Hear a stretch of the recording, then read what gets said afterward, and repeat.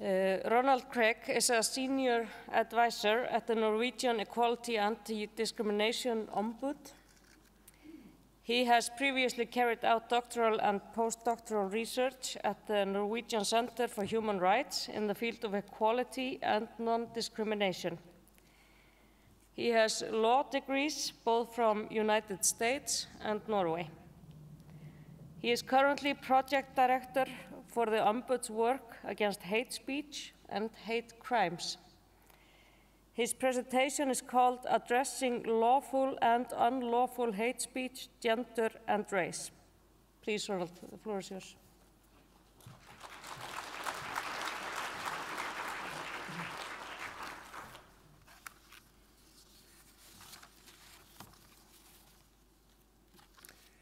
In 2013, the well-known Somali-Norwegian woman activist Amal Aden was attacked on the street by two Somali women.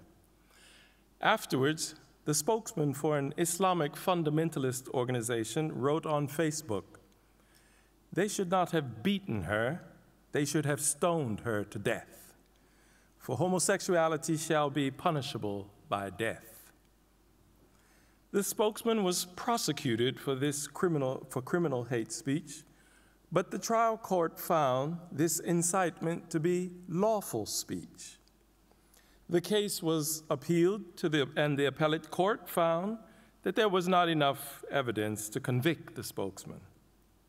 Now, I don't know whether or not this case has been appealed to the Norwegian Supreme Court or not, but regardless of whether this speech is found to be unlawful or lawful, the harm to society is significant, and it has already occurred. Somali women, homosexuals, and lesbians have been told that they risk violence, even death, if they choose to enter the public sphere.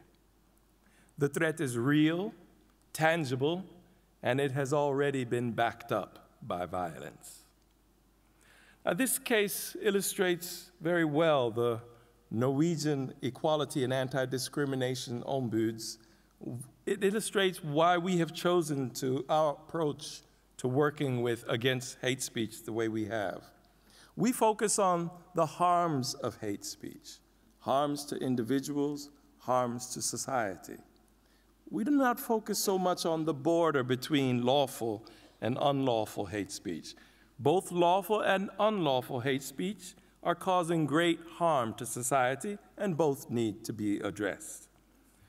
The Ombud's experience is exactly the same experience expressed so clearly by the United Nations Committee on Racial Discrimination in its examination of Norway in Geneva just 2 months ago.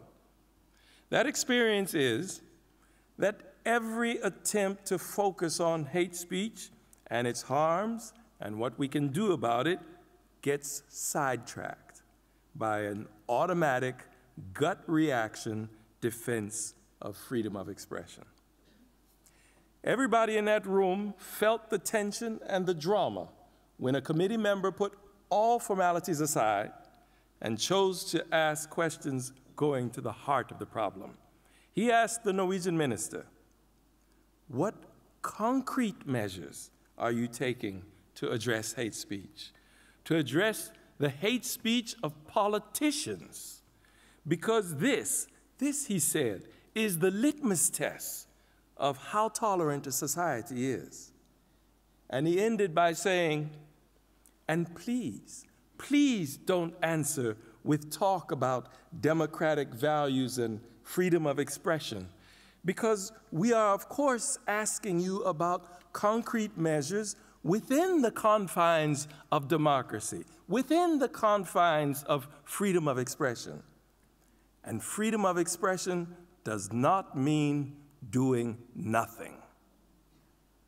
That is a great obstacle to work against hate speech, that so many believe that freedom of expression means doing nothing.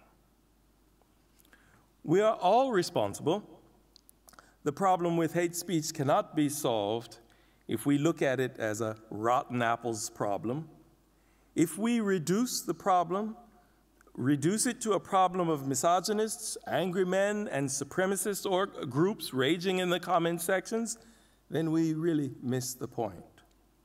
As the philosopher Judith Butler would say, hate speech itself is just a mirror. The hate speaker cites rather than invents. The hate speaker cites the words that are already spoken in our community. It mirrors our own ways of treating women and ethnic minorities as less important, less valuable, less human. It reflects.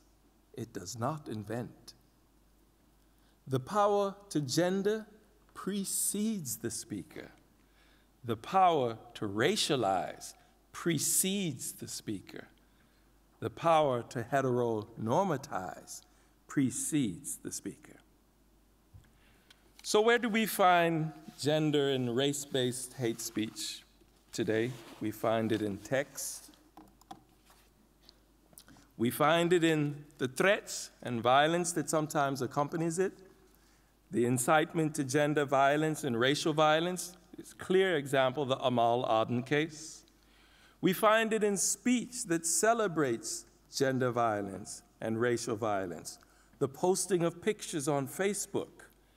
A clear example of this was the posting of pictures of the pop star Rihanna when she was beaten by her boyfriend. Fortunately, there has been some success there. The NGO, Women Action, and the media, of course, had some success in getting Facebook to change its policy about putting such pictures on Facebook. But we also find hate speech and sexual, gender, and racial harassment on the net generally, in online games, in music industry. We find it in images that glorify the sexual denigration of women in pornography. Clear example of that are the pornographic images of what is known as gagging. We find it in morality policing, in hierarchy policing.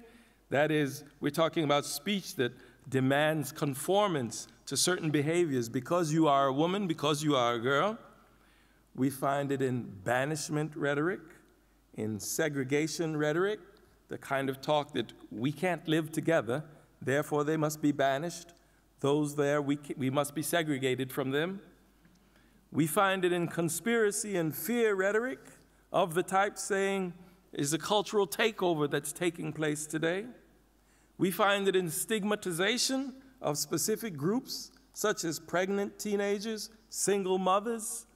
We find it in sexist and racist rhetoric based on prejudice, based on stereotype. Now again, just briefly, I've answered this already, why we talk about lawful hate speech, why we talk about non-criminalizable hate speech, and the simple answer to that is because it causes great harm to society. Now, let's look at that. The research supports that. The research is saying, I'm quoting research. There's not a whole lot of Nordic research on this, and there's not a whole lot of international research either. But the little international research that's out there, and I've given you two of the textbooks here, Gordon Allport's The Nature of Prejudice from 1954. John DeVideo came in 2005 with a book as editor called On the Nature of Prejudice, 50 years after Allport, where he goes through, or where many, many authors go through what has happened the last 50 years, what has research shown us. 3 of those chapters talk about hate speech. So the little research that is out there tells us that the harms to society are these, that hate speech, and I'm talking about lawful as well as unlawful hate speech, that hate speech promotes social exclusion and polarization of society, that it produces what we in English call a chilling effect to participation in our democratic system. Well, what is that? Chilling effect says basically that if you know that you are going to be devalued and denigrated in a particular arena, you don't go into that arena. So we're talking about free speech that's actually inhibiting other people's free speech. The research says that hate speech perpetuates bias, that it is not only a symptom reflecting a problem, it is also a carrier of the disease. it says that hate speech leads to more hate speech. And that's important when we later look at, well, how does the government work with this? We find that the research says that hate speech devalues women and ethnic minorities, and here's the important part, also in the eyes of innocent bystanders who are exposed to that hate speech. Innocent bystanders simply being exposed to hate speech, the research shows that they also begin to devalue the target group. The research says that hate speech produces fear, anxiety, and distress in the target groups, and that it strips people of their dignity, says that they are not equal citizens of the community. This is what the research says. Now, I can't show you scientific experiments showing what's coming next, but there is a lot of anecdotal evidence and there is a lot of experience that shows that hate speech also triggers discrimination. This shouldn't be so unusual in the sense that if the research says that hate speech causes exclusion and bias and devaluation, well, those are well-known elements in triggering discrimination as well. That hate speech can produce a culture of fear towards outgroups without any rational justification, breaking down the social cohesion that could have taken decades to build up. Within weeks, a row of articles in a newspaper can break down that type of social cohesion simply by bringing about this culture of fear when there is no rational justification for it. And also, the experience of many, many, many anecdotal evidence is that hate speech can lead to violence and to hate crime. Now, these harms, they are not on the agenda of political parties. They are not addressed in government action plans. Why not? I've already said that it's our experience that when the topic of hate speech is discussed, the focus always gets redirected to a debate on the restrictions or no restrictions on freedom of expression. I believe this has blinded us. This redirect has blinded us to the social harms of hate speech. They have blinded us to the fact that there are other types of measures that could be taken to counteract such harms. It is easy to see individual harms. Yes, we see that in the media all the time. There's individual incidents where people have been harmed by hate speech. But the macro level, we're not seeing the societal level, the harms that are occurring to society. Now, our government, I would say, has had an undue reliance, and this is not just the Norwegian government, I would say Nordic governments generally, and perhaps many, many European governments, have had an undue reliance on the belief that the troll will disintegrate in the sun. You know, the troll, the mythical figure that turns into stone when hit by the sun and pulverizes, that this belief that hate speech should, as far as possible, be countered by the undesirable speech coming to the surface such that the people will react to it in the public sphere. That hate speech will, when expressed, be aired, clean, and made decent through discussion and criticism. I can point several government documents, white papers, clearly, this is taken from them. These are quotes.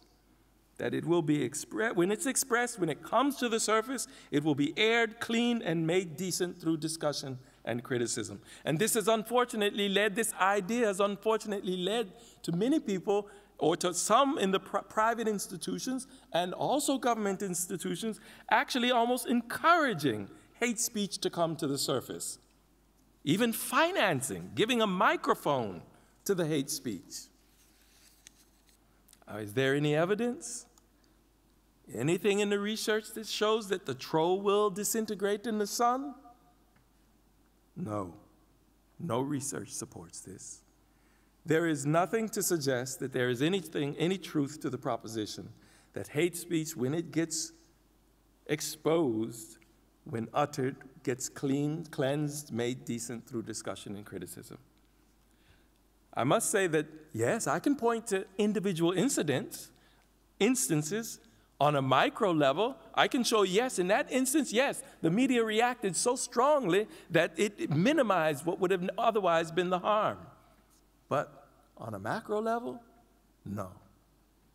It's not simply happening.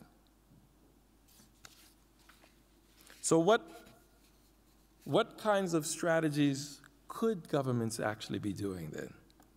Well, governments, and what should they be doing? They should be focusing on hate speech and prejudice in school curriculum and course materials. They could be allocating monies to research on the prevalence and the social harms of hate speech so as to make the harms visible. Because without the harms being visible, without the research establishing the harms of society of hate speech, then governments aren't motivated to do anything. And most importantly, they should be allocating monies to the research to find what mechanisms can reduce such harms. They should be allocating monies to research on media self-regulation. We are fully aware of the fact that it's difficult for governments to go and try to encourage media to do self-regulation. That would be considered by many interference. But to allocate monies to research, where the research could show what are the types of moderation that's used today by many media, what are the effects, what are the good things that come out of it, such that media themselves can learn, that can take place and should take place. Today, there are also a number of countries, in Nordic countries and in Europe, that have already a legal duty on public authorities to actively promote equality in their roles as policymakers, as service providers. Well, this already legal obligation could be concretized or made more specific such that part of it should be also addressing prejudice, stigmatization, and stereotyping, such that it is promoting good relations between social groups. Now, one might immediately react that, oh, but that's not the kind of thing you can actually say in the law. Actually, I said that myself about 5 years ago. You can't really say that kind of thing in the law. Well, yes, in UK, they did it in UK. Equality Act says specifically that. Gives a legal obligation to all public authorities. Part of it is addressing prejudice, stereotyping, negative stereotyping, and having an obligation to promote good relations between social groups. Northern Ireland has it as well. Another measure that could be taken is to initiate campaigns of awareness to counter hate speech and promote responsibility in expression. To support economically civil society's work against hate speech. Several civil NGOs today do have kind of a red button that you can send in by way of online means your experience of hate speech, hate crime, and thereby being able to also ask if they could give advice in that regard. Many of these NGOs, or at least 3 NGOs in Norway, have such a red button, but they don't really have the economic finances to be able to analyze the documentation that is actually coming in. And I think actually I'd like to add one more thing to this list, and that is very often governments have a great deal of discretion in what NGOs they intend or to give money, to sponsor, to give money to. When we find that NGOs themselves are promoting a great deal of hate speech that's having great harm to society, I do believe that one of the measures should be to stop government-sponsored financing of hate speech. Thank you.